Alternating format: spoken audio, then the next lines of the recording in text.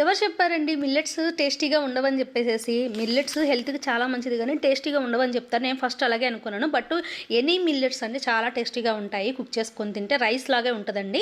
First నేను ఇక్కడైతే జొన్నలతో చేసేస్తున్నాను ఈరోజు. జొన్నలు శుభ్రంగా కడిగి ఆరపెట్టేసుకొని, ఒక 1 గ్లాస్ జొన్నలైతే తీసేసుకొని, మిక్సీలో బరకగా గ్రైండ్ చేసి, వేరే బౌల్‌లోకి అయితే తీసేసుకొని, ఇదే జొన్న రవ్వలో వచ్చేసేసి 1 గ్లాస్ వాటర్ యాడ్ చేసుకొని, అంతా మిక్స్ చేసుకొని, ఒక హాఫ్ అన్ అవర్ అయినా పక్కన పెట్టేసుకోవాలండి. ఎందుకంటే జొన్నలు బాగా నానాలన్నమాట. ఎనీ మిల్లెట్స్ ఎంత నానితే అంత బాగా కుక్ అవుతుందన్నమాట.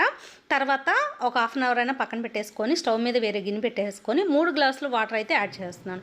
1 గ్లాసు జొన్నలకి 3 గ్లాసు వాటర్ సరిపోతుంది. ఇందులోనే టేస్ట్‌కి సరిపడా సాల్ట్ అయితే యాడ్ చేసుకొని, వాటర్ బాగా బాయిల్ అయిన తర్వాత మనం ముందుగా కలిపి పెట్టుకున్న ఈ జొన్న రవ్వని ఇందులో సిమ్‌లో పెట్టుకొని యాడ్ చేసుకోవాలి. లేకపోతే ఉండలు కట్టేస్తుంది. కంటిన్యూస్‌గా మిక్స్ చేసుకుంటూ ఉండాలి. ఒక 2-3 మినిట్స్ మూత పెట్టి మగ్గించుకొని, అంత దగ్గరికి అయ్యేంత వరకు కుక్ చేసుకుంటే మన జొన్న బువ్వ అనేది రెడీ అయిపోతుందండి. చాలా టేస్టీగా ఉంటుంది. ఎవరు ట్రై చేయని వాళ్ళంటే ట్రై చేయండి. ఎనీ కర్రీ తోటి కర్రీ కొంచెం ఎక్కువ వేసుకొని తింటే సూపర్ టేస్టీగా ఉంటుందన్నమాట.